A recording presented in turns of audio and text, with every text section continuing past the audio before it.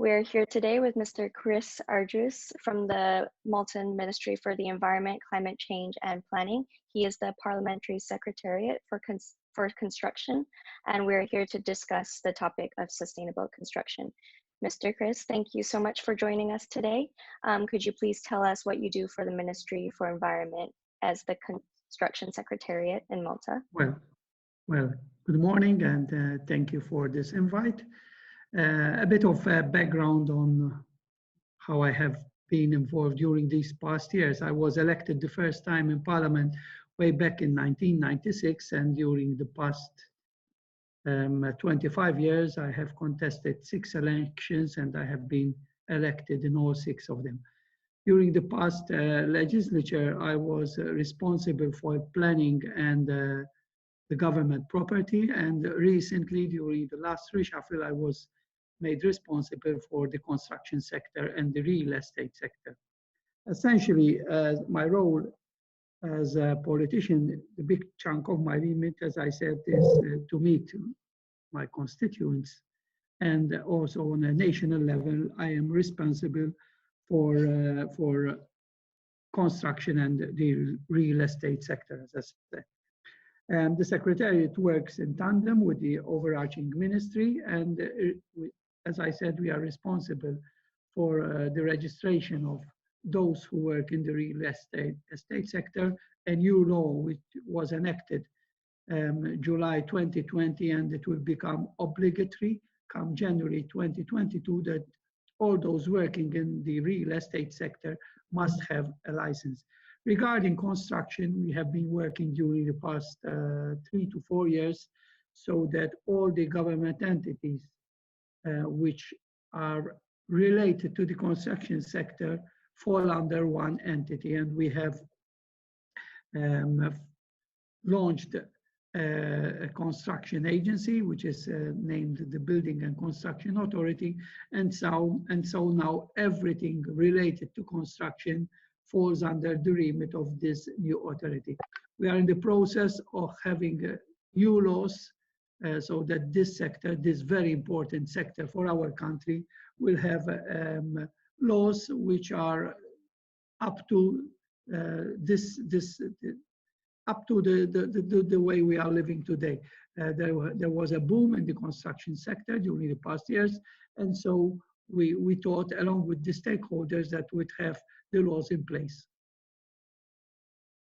Okay, that's great. So you made it all under one jurisdiction, and that makes it more efficient. Exactly. We had during the past years, we had the Building and Regulation Office, we had the Building and Regulation Board, and we also had the board for the licensing of masons. Now all of them fall under one umbrella, which is the Building and Construction Authority. Besides, we have also the Building Industry Consultative Council, which under its remit it has that it regroups all those working in the sector, and this is a consultative council where matters arising to the construction sector are discussed, and then proposals are forwarded to the government. Okay, thank you so much for that answer. So what is the future of sustainable construction in Malta, and how does the Environment Ministry incorporate sustainable construction goals? So you said since now everything's under that jurisdiction, sustainable construction would be the topic of what was the association called again? Sorry. The Building and Construction Authority. The Building and Construction Authority. So they would be in charge of sustainable construction.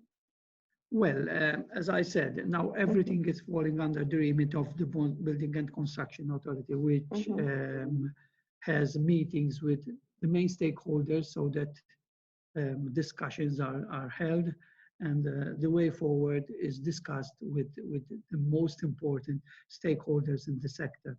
The government is giving weight and importance to the aspects of sustainability within the context of, first and foremost, the well-being of our island nation, with all its difficulties, being a small island, a very small island, and even the most important, the climate change scenario. Surely government has recognized the impact of climate change, sees opportunities rather than threats, and hence the supporting change. A change in the way we live and process matter, a change in mentality, a change in culture, because we have proposed new legislation. In fact, this recognition is translated into actions taken and also being taken, and which eventually will be taken in the near future. The way the ministry is structured, specifically its remit, is a foolproof to this, whereby we have the sectors that of planning, building and construction, the environment with waste and resources, and the environmental era under the same umbrella. So under this ministry, we have all the entities which are responsible for the environment and construction and the planning sector. The policies, including regulatory as well as strategies, are interlinked and interwoven, and hence the massive coordination within the same ministry. Okay. So what can you give examples of what has been done or will be done to achieve the goals of sustainable construction? During these past years, we have launched several schemes related to sustainability. Say we have launched schemes for solar panels so that energy is derived from sunshine, which luckily Malta has A lot.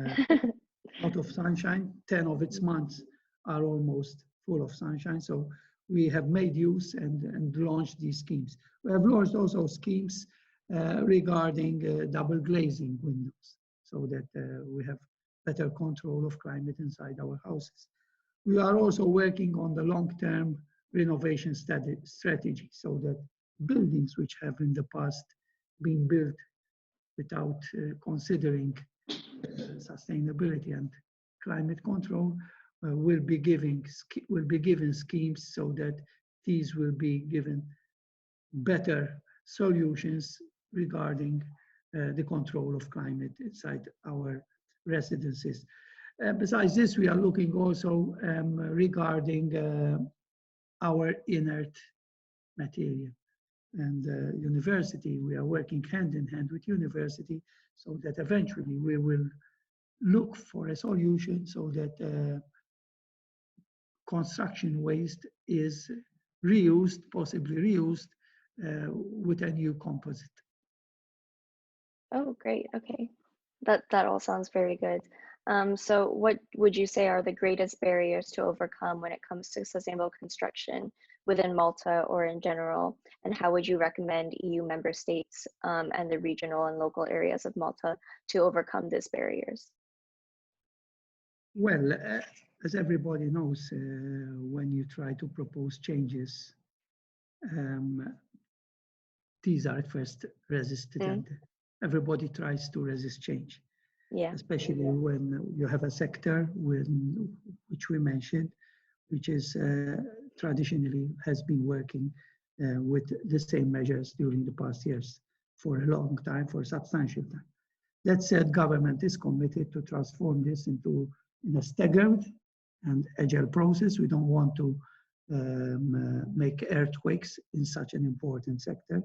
But proof to this is the change recently announced, and which I have mentioned, that related to the launching of the Building and Construction Agency, which was first it was an agency and now it is an authority, and under its remit fall other entities, government entities, which work in the sector. Having said this, I would like to mention that, as I said, during the past years, we have worked hand in hand with those main stakeholders in the sector so that we have the best possible laws in place so that everybody can work together in this important sector. Okay, so solidarity and agreeing on it is the most important thing to overcome. Definitely, yeah. Such an important sector, but unfortunately, when you have people living next to construction sites, it is not a very enjoyable situation. So we have to try to find situations where both sectors can work together. we have recently launched for public consultation a neighborhood well-being scheme so that those who have building sites next to their residences, they can choose an architect and see that the works are being done according to law and according to workmanship. So we are working also on new working times related to construction. And these also help to have a better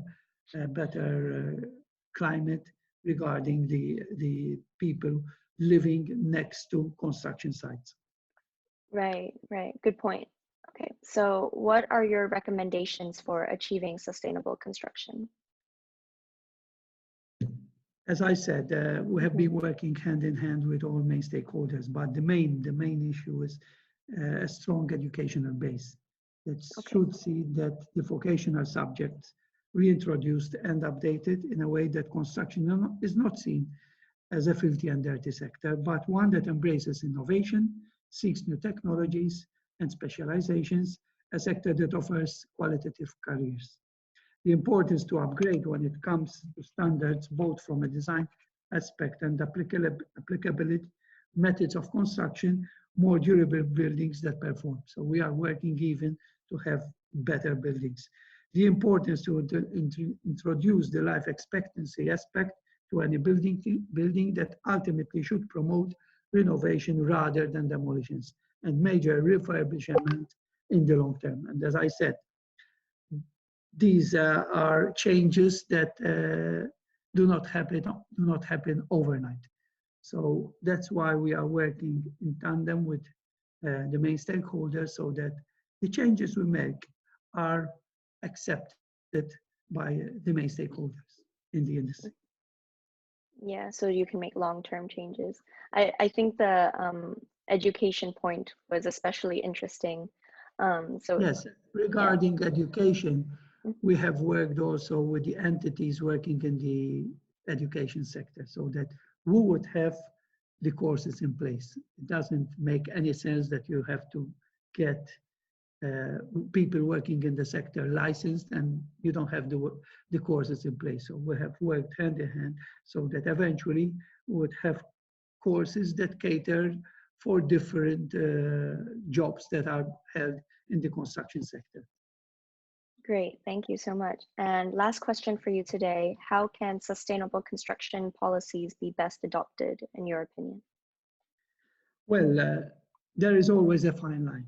Yet if we move from a design to the immediate mentality to one that looks at long-term approaches, the building life expectancy, cost, flexibility related to use long-term, modularity, OPEX analysis, waste policies that deter demolitions and reuse, etc.